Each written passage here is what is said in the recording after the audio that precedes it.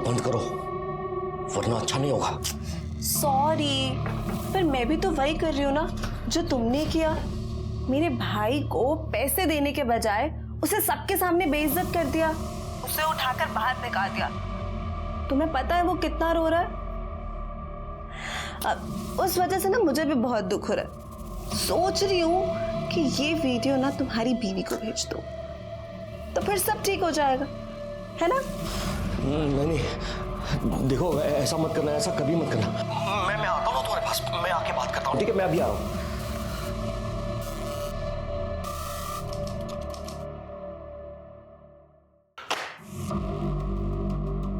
Gaekwad, ballistic report से तो ये साबित होता है कि वो बुलेट्स किसी देसी रिवॉल्वर के ही हैं। लेकिन सर अब तक ये साबित नहीं हो पाया है कि उन शेल्स का उस गाड़ी के साथ कोई कनेक्शन है या नहीं। ये भी हो सकता है उन शेल्स का गाड़ी के साथ कोई कनेक्शन हो ही ना। नहीं, कनेक्शन तो है, वरना इतनी अच्छी खासी चालू कंडीशन की गाड़ी कोई ऐसी सुनसान जगह पर छोड़कर क्यों जाएगा? आरटीओ से उस गाड़ी के डिटेल्स मंगवाए सर, जल्दी आ जाएंगे।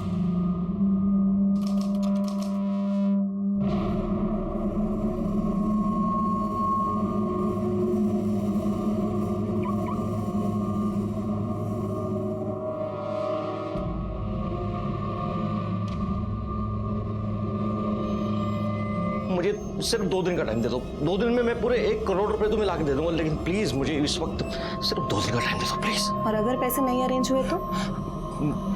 तुम्हें जो अच्छा लगेगा ना तुम वो करना, और मैं तुम्हें कुछ नहीं बोलूंगा, प्रॉमिस।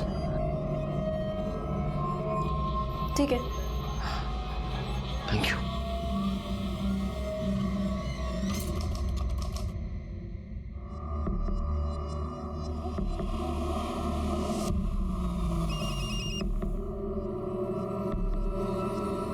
कहाँ हो तुम? 6 बज चुके और तुम अभी तक नहीं आए। हाँ, तुम्हारे घर के बाहर ही हूँ, बस 2 मिनट में आ रहा हूँ। ठीक है, जल्दी आओ।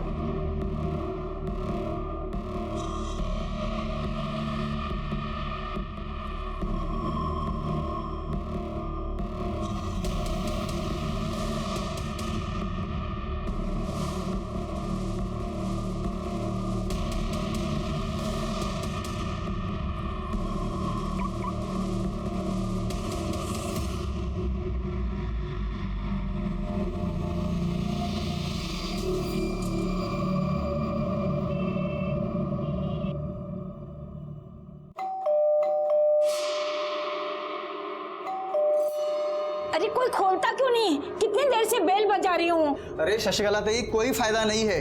मैं 1 घंटे पहले डोरबेल बजा के गया हूँ। अरे पुलिस को बुला लेते हैं, 2 दिन से दरवाजा बंद है, इतनी गंदी बदबू आ रही है, पता नहीं अंदर क्या हुआ है।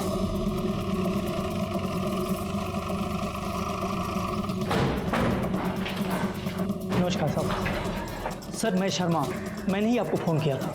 क्या हुआ है? सर ये फ्लैट नंबर 2 है, ये पिछले 2 दिन से बंद है साहब। बुरी तरह से बदबू आ रहा है। किसका फ्लैट है? रमाकांत जी का। रमाकांत जी। हाँ जी सर। नमस्ते। आपका फ्लैट है? हाँ सर, मेरा ही फ्लैट है। अभी 2 महीने पहले एक फैमिली को भाड़े पे दिया था, सुषमा और उसका पति रवि सिन्हा। डुप्लीकेट चाबी है आपके पास? हाँ है ना सर, आइए। आइए। कुछ गड़बड़ लग रही है, इसीलिए आपका वेट कर रहे थे।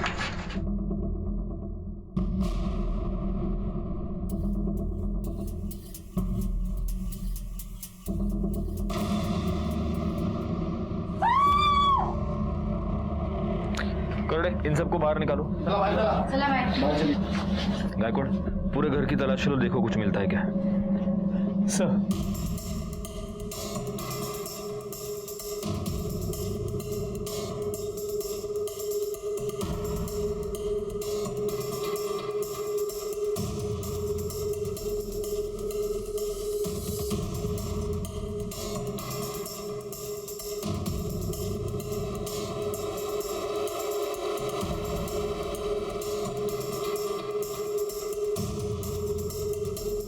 कुछ मिला? नहीं सर, कोई आईडी प्रूफ या कोई मोबाइल वगैरह कुछ नहीं है। सर ये बुलेट का शेल है, इसी से उस पर फायर किया गया है, और मर्डरर ने बड़ी चालाकी से इस तकिए में से बुलेट फायर की है ताकि आवाज ना हो और वो अपना काम करके चुपचाप निकल जाए। एक काम करो गायकवाड़, रख दो उसको। इस शेल को बैलिस्टिक टेस्टिंग के लिए भेज दो और बॉडी को पोस्टमार्टम के लिए भेज दो। जी सर। सर इसके पति को तो मैंने भी 2-4 बार ही देखा था, ज़्यादातर अकेले ही रहती थी। मैंने 1-2 बार पूछा भी था तो बोली कि वो काम की वजह से ज़्यादातर बाहर ही रहते हैं। इसके पति का मोबाइल नंबर है तुम्हारे पास? हाँ हाँ है ना सर। गायकवाड़ बोला। सर रवि सिन्हा का नंबर स्विच ऑफ है। अच्छा सुनिए, एक्सक्यूज मी, आप में से किसी ने भी इस फ्लैट में इन पति पत्नी के अलावा किसी को आते जाते देखा है? हाँ सर, एक लड़का आता था, मैंने पूछा भी था कि ये कौन है, तो उन्होंने बोला कि भाई है मेरा। भाई? रमाकांत जी, आपको किसी ऐसे लड़के के बारे में कुछ पता है?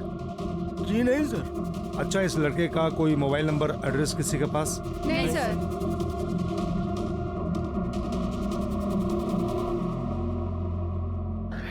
गायकवाड़, इस रमाकांत से रेंट एग्रीमेंट की कॉपी ले लो और ये जो सीसीटीवी कैमरा है उसका फुटेज निकलवाओ, शायद उसमें कुछ मिल जाए। हाँ अभी रखो तुम फोन, मैं बाद में फोन करता हूँ। चलो रखो। सर इस रेंट एग्रीमेंट में रवि सिन्हा ने अपना परमानेंट एड्रेस अपने ऑफिस का एड्रेस दिया है, मतलब ओसवाल कंस्ट्रक्शन के ऑफिस का एड्रेस। और रवि और सुषमा दोनों के फोन अभी भी स्विच ऑफ है। सर सुषमा जो सिम यूज़ कर रही थी वो नंबर के लिए उसने अपने पिछले वाले फ्लैट का एड्रेस दिया था जो 6 महीने पहले छोड़ दिया उसने। एक काम करो, सुषमा और रवि दोनों के मोबाइल लोकेशन और कॉल डिटेल्स निकालो। Okay sir. अच्छा, उस गाड़ी के बारे में कुछ पता चला किसकी है? जी सर, आरटीओ से पता चला कि वो गाड़ी किसी अजय किर्लोस्कर के नाम पे रजिस्टर। वो तो 2-3 दिन से छुट्टी पे हैं, 12 मार्च एंड 13 मार्च, मगर आज आने वाले थे, अभी तक आए नहीं। मैंने उन्हें फ़ोन भी लगाया मगर उनका फ़ोन नहीं लग रहा है। बस सर आप ये सब बातें हमसे क्यों पूछ रहे हैं? Is there any problem? वो एक्चुअली उनकी वाइफ का मर्डर हो गया। वाइफ का मर्डर? कब? पक्का तो नहीं कह सकते, लेकिन शायद परसों शाम। अभी 1 घंटा पहले तो मेरी उनकी वाइफ से बात हुई है, ऐसा कैसे हो सकता है?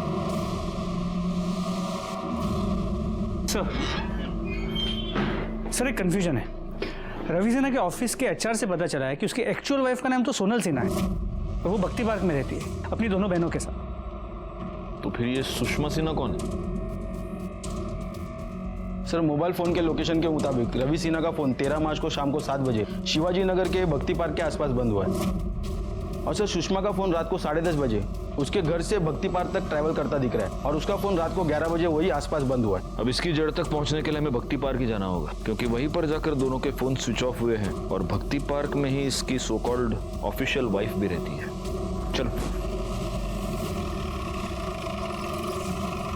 क्या वहां भी नहीं पहुंचे? प्लीज आपको कुछ भी पता लगता है तो जल्दी बताइए।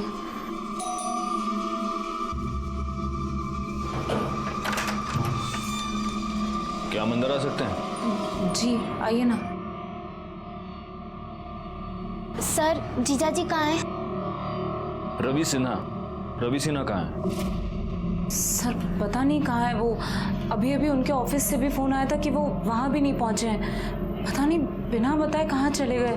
आपने उन्हें आखिरी बार कब देखा था? 11 तारीख को, जब वो अपना बैग पैक कर रहे थे। क्या कर रहे हो तुम? ये कहाँ जा रहे हो रवि? उस चुड़ैल के पास जा रहे हो ना? तुम्हारा हो गया है दिमाग खराब। तुम्हें जो सोचना है सोचो। हटो रास्ते से। रवि हटो। रवि मेरी बात तो सुनो रवि प्लीज। दीदी क्या हुआ? जीजू कहाँ चले गए? सर वो उसी कमीनी औरत के पास गए होंगे, उसी के साथ होंगे वो। उसकी वजह से ही ना उन्होंने मुझे छोड़ दिया। आप गलत सोच रही हैं। आप जिस औरत की बात कर रही हैं सुषमा, उसका मर्डर हो चुका है और आपके पति गायब हैं। क्या? ये क्या बोल रहे हैं आप अपने और आपके पति के बारे में कुछ बता सकती हैं? सर हम दोनों मैट्रिमोनी साइट से मिले थे। कुछ 4 साल पहले हमारी शादी हुई थी। फादर नहीं थे मेरे और शादी के बाद मम्मी की भी डेथ हो गई थी। फिर रवि ने डिसाइड किया कि ये दोनों भी हमारे साथ ही रहेंगी। सर जीजू बहुत अच्छे हैं, उन्होंने हमेशा हमारा ध्यान अपनी बेटियों की तरह रखा, कभी फील नहीं होने दिया कि हमारे माँ बाप नहीं है। सर प्लीज सर, जीजू को दूर दीजिए सर, प्लीज प्लीज सर। आपको यकीन है कि 11 तारीख के बाद आपके पति आपको मिले ही नहीं? नहीं सर। आप सच बोल रही हैं? क्योंकि 13 तारीख की शाम को आपके पति का फोन स्विच ऑफ होने से पहले आपके घर के पास ही दिखा है। लेकिन सर वो जब से यहाँ से गए घर कभी वापस आए नहीं, और हमें तो पता भी नहीं है कि वो घर के आसपास भी आए होंगे। तो अगर आपके पति आपसे कांटेक्ट करते हैं या उनके बारे में आपको कुछ भी पता चलता है, आप सबसे पहले हमें फोन करेंगे। जी सर। चलो बैठो। ये लॉबी का कैमरा चल रहा है? नहीं साहब, ये चालू नहीं है। ये कैमरा? हाँ साहब, वो चालू है।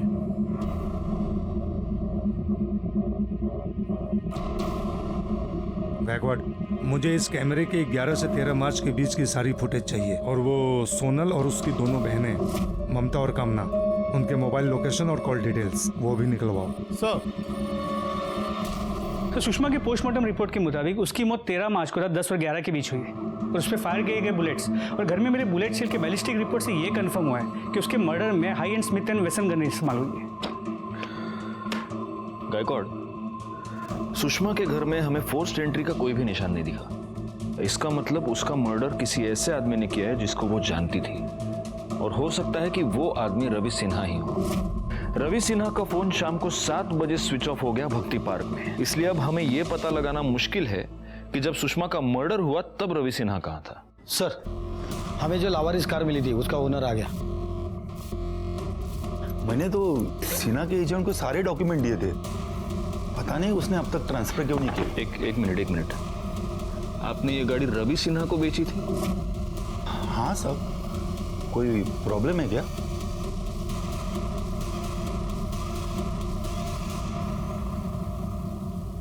किर्लोस्कर का यह कहना है कि उसने वो गाड़ी रवि सिन्हा को बेची थी।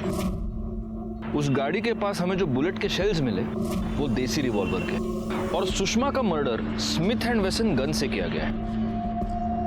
अब इसमें बहुत सारी थियरीज निकलती है गायकवाड़। सबसे पहली थियरी ये कि ये दोनों गन्स रवि सिन्हा की है। दूसरी थियरी ये कि Smith and Wesson gun Ravi Sinha की है जिससे उसने सुषमा का मर्डर कर दिया, और किसी और ने गाड़ी के पास रवि पर देसी रिवॉल्वर से हमला कर दिया। और तीसरी थियरी ये कि देसी रिवॉल्वर रवि का है और किसी और ने सुषमा पर स्मिथ एंड वेसन गन से हमला कर दिया। सर, एक पॉसिबिलिटी तो ये भी है कि उस देसी रिवॉल्वर की बुलेट्स का रवि सिन्हा और सुषमा के मर्डर्स के साथ कोई रिलेशन ही ना हो। सर, सुषमा और रवि सिन्हा के घर के आसपास के सीसीटीवी फुटेज आ गए। पॉज करो। गायकवाड़, इस फुटेज से ये तो पता चल रहा है कि ये जो व्हाइट कलर की गाड़ी ये रवि की है, और ये भी कि शायद सोनल सच ही बोल रही है। वाकई में 11 तारीख को शाम को रवि निकल गया है घर से। कुर्सी रखो। ये देखिए सर, 13 मार्च का फुटेज, शाम को 7:30 बजे ऐसे ही गाड़ी अंदर आते हुए दिख रही है। एक मिनट पॉज करो, जूम करो। सर, ये तो रवि की गाड़ी, नंबर देखिए। मतलब यहाँ पर भी सोनल सच ही बोल रही है। रवि शाम को 7:30 बजे अपने बिल्डिंग में वापस आया है, लेकिन वो अपने पार्किंग तक भी नहीं गया, यहीं से यूटर्न लेके वो वापस चला गया। करड़े काम करा, विक्रांत नगर का फुटेज निकलवा। सर, ये देखिए सर, सुषमा की बिल्डिंग का 6 बजे का फुटेज। ये रवि सिन्हा की गाड़ी आई। ये एक मिनट, रिकॉर्ड पॉज करो, पीछे लो। हाँ, यार पॉज करो, जूम करो। ये देखो, इसके ये पीछे क्या है? सर, ये तो गन लग रही है। इसका मतलब ये शाम को 6 बजे ही गन लेकर सुषमा के घर गया था, लेकिन पीएम रिपोर्ट के मुताबिक तो सुषमा का मर्डर रात को 10 से 11 के बीच हुआ है। ओह, तो ये शाम को 6 बजे गन लेकर सुषमा के घर गया, लेकिन तब ये सुषमा का मर्डर कर नहीं पाया। फिर ये वापस भक्ति पार्क अपने घर गया, फिर ये भक्ति पार्क से निकला और रात को ये सुषमा का मर्डर करने के लिए वापस गया। एक काम करो, रात को 10 बजे का फुटेज चेक करो।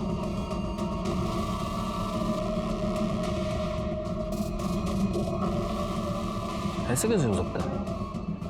मतलब रात को रवि सिन्हा वापस आया ही नहीं। सर, सुषमा की बिल्डिंग में पीछे से भी एक एंट्रेंस है, यहाँ पे लाइट ज़्यादा नहीं है, काफ़ी अंधेरा होता है, और वहाँ पे सीसीटीवी कैमरा भी नहीं है। हो सकता है कि रवि सिन्हा वहाँ से आया।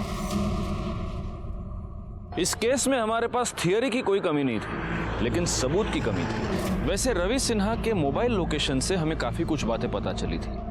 11 तारीख की रात को रवि सिन्हा इंदौर गया। 11 तारीख की रात से लेकर 12 की सुबह तक ट्रैवल करके वो इंदौर पहुंचा।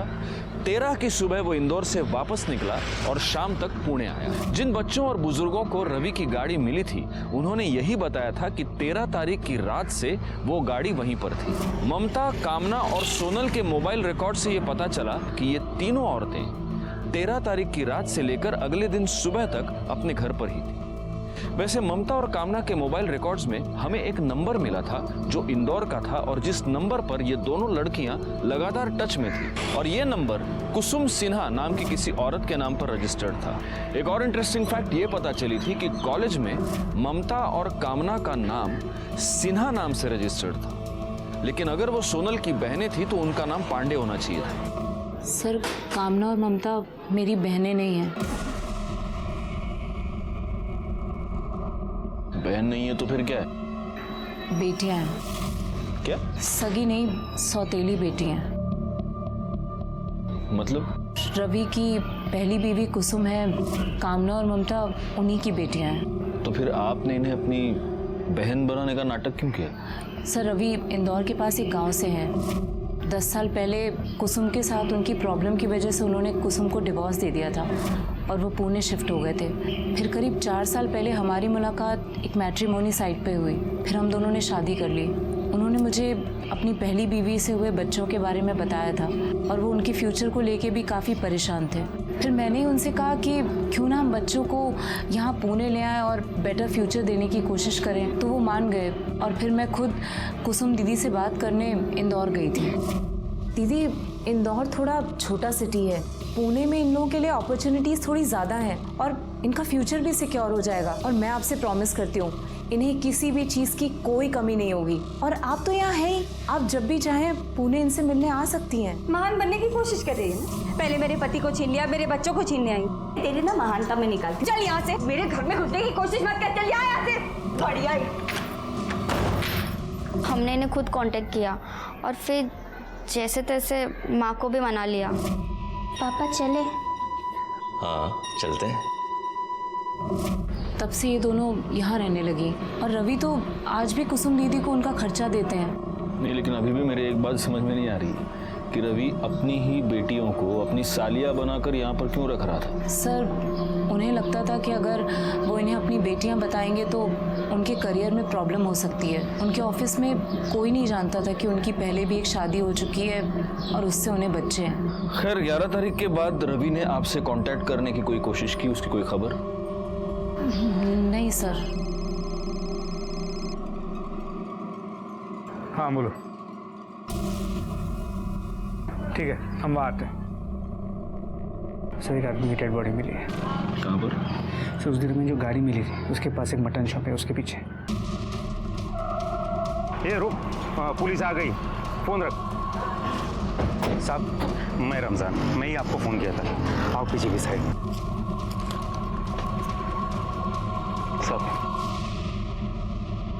साहब, बकरे का जो खराब मांस निकलता है, जो खराब चर्बी निकलती है, वो हम इधर पीछे के साइड में फेंक देते हैं और 1-2 दिन में साफ भी कर देते हैं। अपना लड़का सुबह के साफ करने लगा तो उसने मेरे को ये सब। की फैमिली को इन्फॉर्म करो और उसकी वो पहली बीवी है कुसुम, उसको भी। रवि का मर्डर कौन कर सकता है? आपको किसी पर शक? आपकी उससे आखिरी बार बात कब हुई थी? 2 हफ्ते पहले इंदौर आया था घर पे। उस आदमी ने मुझे कहीं का नहीं छोड़ा, जाते जाते मुझे बर्बाद करके चला गया। मतलब? 12 तारीख को घर पर आया था, मुझे बोला कि अरे नहीं, मैं झूठ नहीं बोल रहा हूँ। मैं खुद बच्चों के लिए इतना कुछ कर रहा हूँ ताकि उनका फ्यूचर बन सके, वो अपने पैरों पे खड़े हो सके। मैंने अपना सब कुछ गिरवी तक रख दिया और तुम हो के एक साइन नहीं कर सकती हो। मैं बच्चों के लिए ना कुछ भी कर सकती, लेकिन मुझे तुम पर भरोसा नहीं है। अब क्या दिख रहे हो? दो, कहाँ साइन करना है? यहाँ साइन करो। ये लो। कहाँ करना है? बच्चों का नाम लेकर मेरे सर से छत छीन ली। अरे आप लोग मेरे सामान क्यों बाहर निकाल रहे हैं? मैंने 50 बार कहा है, अगर मैं अपना घर बेचूंगी तो मुझे नहीं पता होगा क्या?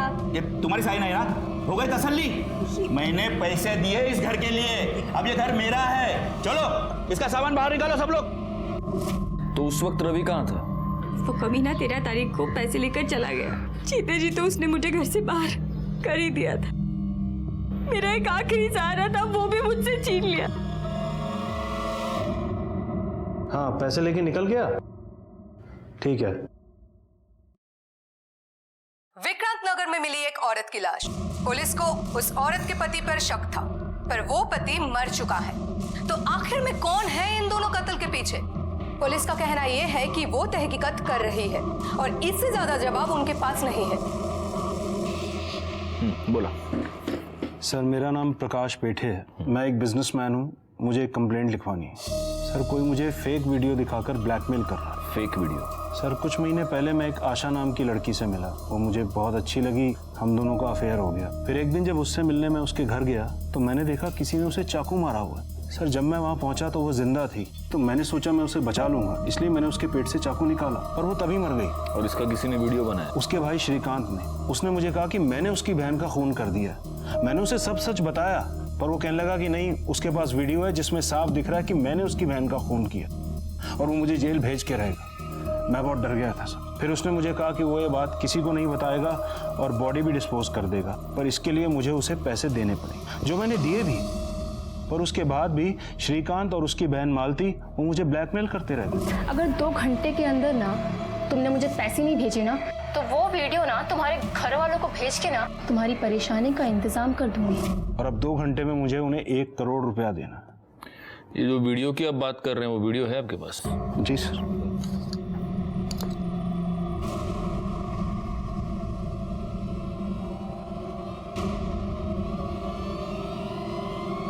एक मिनट, इस वीडियो में ये जो लड़की दिख रही है, ये क्या नाम बताया ना? आशा? जी। नहीं, आशा नहीं, ये तो सुषमा है और इसका मर्डर 13 तारीख को हुआ है। एग्जैक्टली सर, मैं भी यही कह रहा हूँ। एक लड़की 2 बार कैसे मर सकती? गायकवाड़, ये कोई बहुत बड़ा स्कैम लग रहा है। मतलब सुषमा ने आपको झूठे प्यार के जाल में फंसाया, फिर उसका फेक मर्डर किया गया और इसके फेक मर्डर के लिए अब इसका वो सो कॉल्ड भाई और बहन आपको ब्लैकमेल कर रहे हैं। गायकवाड़, अब हम भी एक जाल बिछाते हैं। उस जाल में शायद ये असली कल्प्रिट पकड़े जाएं।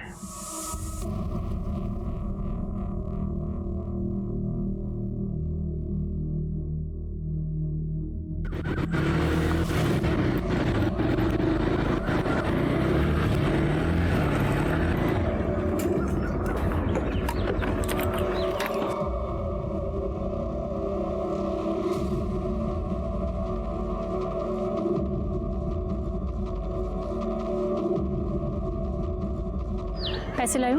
लाया हूँ।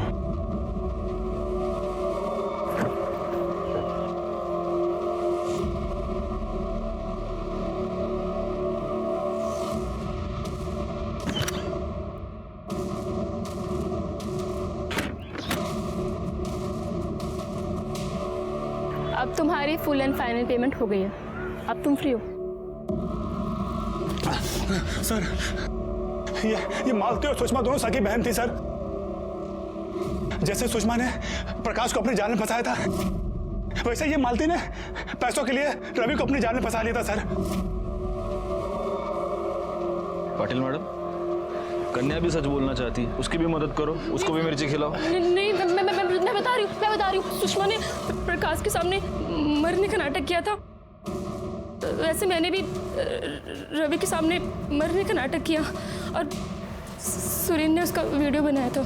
सुरीन ने रवि को भी लाश को ठिकाने लगाने के बदले में पैसे मांगे थे। पहले तो रवि बहुत रोया, बहुत गिड़गिड़ाया, लेकिन जब सुषमा ने उसे धमकी दी कि अगर उसने पैसे नहीं दिए तो वो वीडियो उसकी वाइफ को भेज देगी, तब वो मान गया। तो सुषमा और रवि की वाकई में शादी हुई थी? नहीं सर, वो लोग झूठ बोलकर विक्रांत नगर में रहते थे। अरे तू सच में इनका भाई है क्या? नहीं सर, मैं इनका कोई भाई नहीं था। इनसे हमारा कोई रिश्ता ही नहीं था सर। इन लोगों ने हमको पैसों के लिए हार किया था। तो जिस दिन सुषमा की मौत हुई तो उसके साथ था? हाँ सर, साथ में था सर, लेकिन 9:45 तक मैं वहां से निकल गया था। तो ये भी तो हो सकता है कि जो पैसे रवि ने सुषमा को दिए थे वो पैसे तूने लिए, तूने सुषमा का मर्डर किया और फिर तू वहां से गया। अरे सर, मैं सच कह रहा हूँ सर, मैंने किसी का खून नहीं किया है सर। हाँ सर, ये सही बोल रहा है। इसने नहीं मारा उसे। उस दिन 10 बजे के तकरीबन रवि का दिया हुआ 1 करोड़ रुपए लेके वे मेरे पास आया था।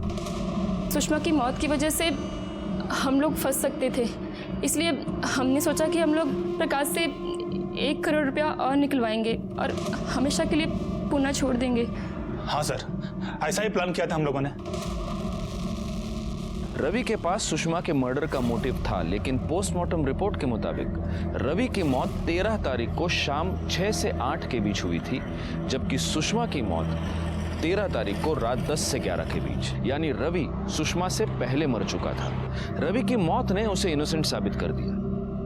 ना ही रवि के केस में हमारे पास कोई क्लू था और ना ही सुषमा के। तभी हमने कामना के कॉल रिकॉर्ड से वो नंबर निकाले जिनसे वो लगातार टच में थी। उसमें से एक नंबर 13 तारीख को शाम 5 बजे से लेकर रात को 11 बजे तक उसके घर के पास एक्टिव था। जब हमने पूछताछ की तो हमें ये पता चला।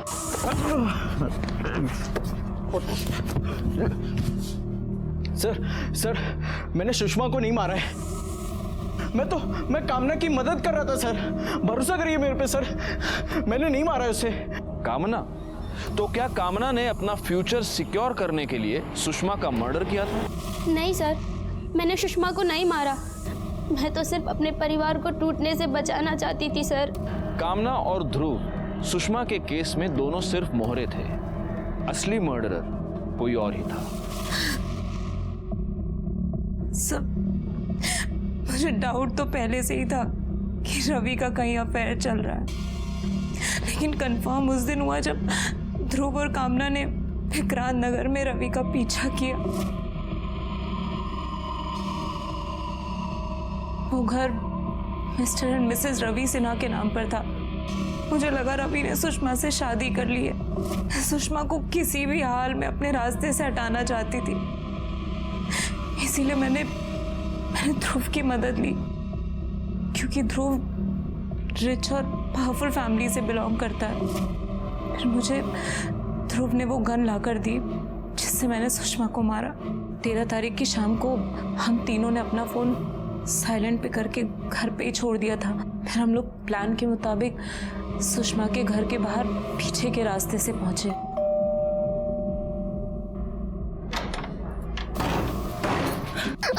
कौन आप लोग? क्या चाहिए? मेरा पति। सुषमा को मारने के बाद मैंने उसका फोन उठाया और अपनी बिल्डिंग के पास लाकर डिस्ट्रॉय कर दिया। मैंने इस शादी को बचाने के लिए क्या कुछ नहीं किया सर, लेकिन उसने उस सुषमा से शादी करने से पहले मेरे बारे में एक बार भी नहीं सोचा। सोनल, तुम्हारी जानकारी के लिए बता देता हूँ, रवि और सुषमा की शादी कभी नहीं हुई थी। सुषमा, उसका भाई और उसकी बहन मालती, तीनों ने मिलकर रवि को झूठे प्यार के जाल में फंसाया था। तुमने अपने पिता रवि सिन्हा का खून क्यों किया? सर आप ये क्या कह रहे हैं? जो सच है वही बोल रहा हूँ। जैसे कि 13 मार्च को आपका बेटा पुणे गया था, रवि इंदौर से पुणे गया और उसके पीछे पीछे ये भी गया, और ये मैं नहीं कह रहा, ये इसके मोबाइल की लोकेशन कह रही है। देखो, हम ये कंफर्म जानते हैं कि तुमने अपने पिता का खून किया है। अब अच्छा होगा अगर तुम ही बता दो कि कैसे किया और क्यों किया। क्योंकि वो बहुत ही कमीना बाप था। 10 साल पहले सोनल से शादी करने के लिए मेरी माँ को छोड़कर चला गया। मेरे लिए नहीं तो बच्चों के लिए रुक जाइए। ऐसा मत कीजिए, ऐसा मत कीजिए। फिर मेरी बहनों को भी हमसे अलग कर दिया उसने। कामना, ममता, अगर तुम दोनों यहाँ से गई तो हमारा तुमसे कोई रिश्ता नहीं रहेगा।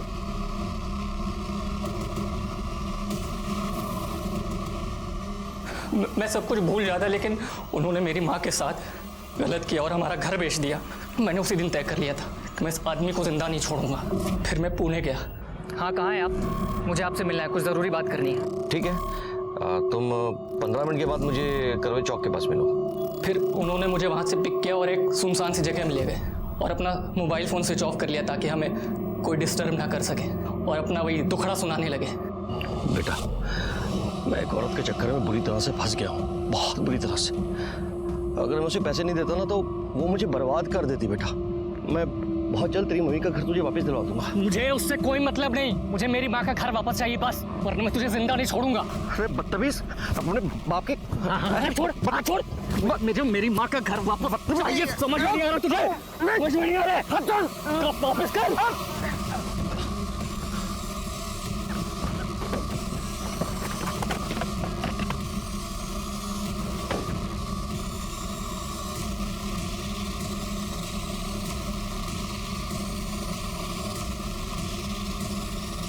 आगे मत बढ़ो वरना मैं सचमुच गोली मार दूंगा।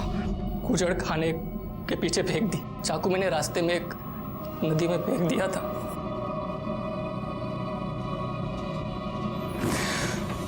और आप ये जानती थी कि आपका बेटा पुणे क्यों जा रहा है, तो आपने उसे रोका क्यों नहीं? पहले सोचा उसे रोक लूं, फिर लगा समाज में छोड़ी हुई औरत से ज्यादा इज्जत विधवा की होती है ना, तो क्यों ना विधवा ही बनकर थोड़ी इज्जत कमा लूं। लेकिन आपने ये नहीं सोचा कि आपका ये पागलपन आपके बेटे को जिंदगी भर के लिए